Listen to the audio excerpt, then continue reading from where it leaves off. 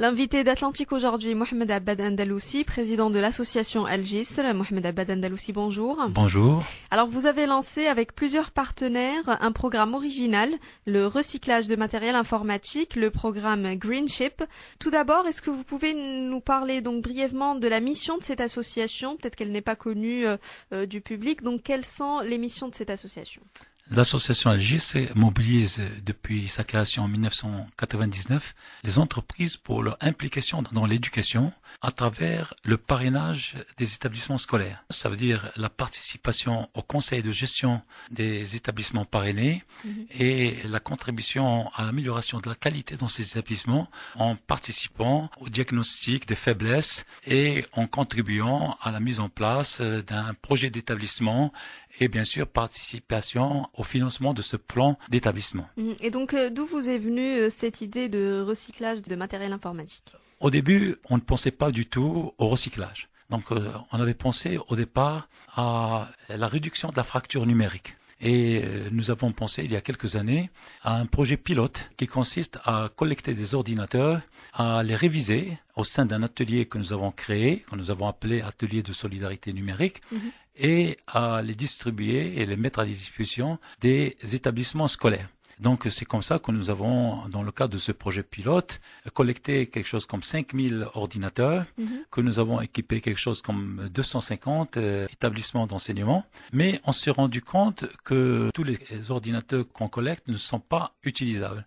Certains sont obsolètes. Et c'est là où on a cherché une structure organisée au Maroc pour leur céder ce matériel obsolète en vue de son recyclage. Et on a commencé bien sûr par une étude de marché pour savoir quelle est l'importance de ce marché, et on a été quand même un peu surpris de remarquer qu'il existerait quelque chose chaque année comme 30 000 tonnes de déchets électriques et électroniques. Et donc nous pensons être en mesure de collecter 200 000 ordinateurs sur une période de 3 ans. En plus des ordinateurs que nous allons pouvoir réviser, et nous pensons à quelque chose comme 3400 tonnes de déchets électroniques que nous allons pouvoir recycler. D'accord.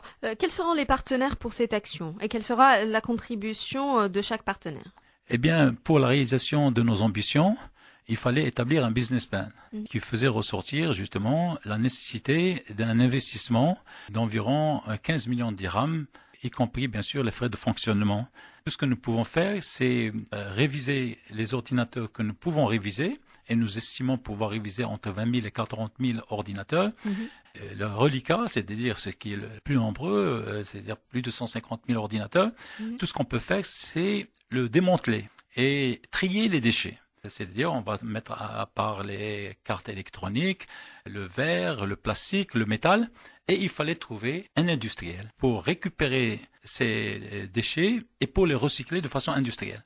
Nous avons pu signer une convention avec une grande entreprise marocaine.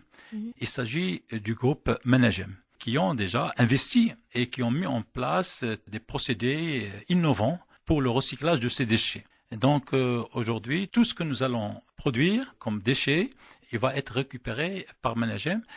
Comme nous avons besoin de fonds pour la gestion de ce projet, eh bien, ils se sont proposés de nous subventionner. Eh bien, on nous dit, pour chaque tonne de déchets, vous aurez une subvention de temps. Ça va représenter quelque chose sur 3 ans de 6 200 000. Mais il y a aussi un partenaire de tout premier ordre. C'est la coopération internationale, une fondation suisse, Drosos, qui déjà est impliquée au Maroc dans environ 14 projets et qui a accepté de financer ce projet à hauteur de 7 millions de dirhams, mais qui fait plus que ça. On a demandé, on a obtenu qu'il participe au renforcement institutionnel de l'association Al-Jisr, et c'est ce qu'ils ont accepté de faire. Mais ce n'est pas tout. Ce projet n'aurait pas pu voir le jour s'il n'y avait pas d'autres partenaires. Et d'abord, l'Académie du Grand Casablanca, l'Académie d'éducation et de formation, est notre partenaire de toujours. Et bien, ce partenaire, il a mis à notre disposition des locaux, il a mis à notre disposition des chefs d'atelier, des moniteurs. Il fallait faire aussi appel au ministère de l'Emploi et de la formation professionnelle, qui a fait d'Al-Jisr, ça c'est un autre volet dont on n'a pas parlé encore, un centre de formation par apprentissage agréé. C'est-à-dire qu'on va pouvoir délivrer des diplômes reconnus par ce ministère aux jeunes que nous formons par la même occasion. Parce que c'est une autre dimension du projet. Ce projet, il a 3 dimensions. Il y a une première dimension, la réduction de la fracture numérique. La deuxième dimension, c'est la protection de l'environnement. Et une troisième dimension, c'est une dimension sociale. Puisque nous faisons appel à des jeunes déscolarisés et du niveau de baccalauréat que nous formons pendant une année, une formation théorique et pratique. Ils ont droit à une indemnité de 1 000 dirhams par mois et nous les accompagnons jusqu'à ce qu'ils trouvent un emploi. Il s'agit du lycée Moulay Abdallah, et c'est là où nous avons installé cet atelier. Et Greenship, il y a également ce centre de formation par apprentissage agréé par le ministère de l'Emploi. Les élèves qui n'ont pas obtenu le baccalauréat, on commence par le lycée Moulay Abdallah, mais il y a des autres lycées également.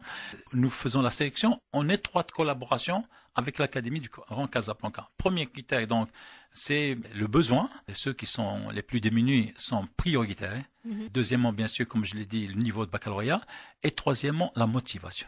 D'après notre expérience, non seulement ils ont une formation technique au niveau de la maintenance informatique, mais après 8 mois de formation, il y a 2 mois en entreprise auprès de partenaires, et ensuite il y a d'autres modules.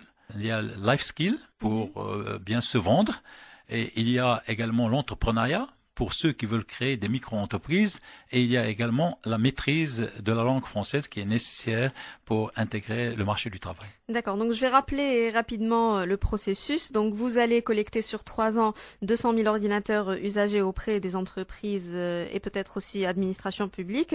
Vous estimez que 20 à 25% vont pouvoir être revalorisés, donc peut-être 50 000 ordinateurs. Le reste, 150 000, vont être démontés, triés puis recyclés. En quoi vont-ils être recyclés ? Ils vont extraire des matières premières certainement, et ces matières premières qui vont pouvoir être réutilisées dans l'industrie. Et donc vous allez faire la tournée des entreprises et peut-être aussi des administrations publiques. Est-ce qu'il y a des actions prévues aussi auprès des particuliers ? D'abord, nous nous réjouissons de voir plusieurs associations professionnelles adhérer à ce projet et qui invitent leurs membres à accorder des dons d'ordinateurs à Algis. Il s'agit notamment de la CGM, de l'APEBI, de l'OSIM, GPBM, Fédération des assurances, etc., etc. Donc, au niveau des entreprises, nous nous réjouissons déjà aujourd'hui de voir les entreprises de plus en plus nombreuses nous appeler pour nous demander de venir récupérer leur matériel, et non les moindres. Mais nous nous sommes rendus compte également que des particuliers détiennent des ordinateurs qui veulent remplacer. Et donc maintenant, la prochaine étape, c'est de mettre en place dans toutes les villes du Maroc des centres de collecte. Et je pense personnellement que ce sera relativement facile. Nous avons un partenaire de référence qui est l'Éducation nationale, et je pense que nous pourrons mettre en place des centres de ramassage dans les 52 délégations du ministère de l'Éducation et de la Formation. Vous avez parlé de 15 millions de dirhams d'investissement. Comment cette somme va-t-elle être ventilée sur ce projet ? Très bonne question. D'abord, nous avons investi dans cet atelier, et donc c'est un investissement avec un broyeur, avec des monorails, avec beaucoup de choses. Et donc l'investissement est d'environ 2,5 millions de dirhams. Et le reliquat, ce sont surtout des frais de fonctionnement pendant 3 ans. Et puisque, comme je vous le dis, il y a des jeunes, et nous comptons former 200 jeunes, et ces 200 jeunes, chaque jeune va recevoir environ 12 000 dirhams par an. Et il va falloir également rémunérer. Il y a une direction générale, il y a une direction de développement, des charges de collecte. Et donc, la grosse partie, c'est les frais de fonctionnement.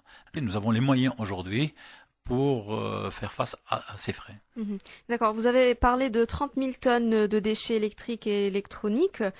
Justement, il y a aussi cette dimension environnementale. Quel est le danger ou le risque avec ces déchets informatiques ? Et effectivement, il y a un très grand danger, puisque dans ces ordinateurs, il y a des produits très très nocifs. Et si on ne fait pas attention, si on commence à ne pas maîtriser ces produits qui sont dangereux, ils peuvent même être dangereux pour la nappe phréatique, pour l'environnement de façon générale. Ce n'est un secret pour personne que les déchets électroniques constituent un grand danger pour l'environnement. L'invité d'Atlantique aujourd'hui était Mohamed Abed Andalousi, président de l'association El Jisr. Merci beaucoup. Merci à vous.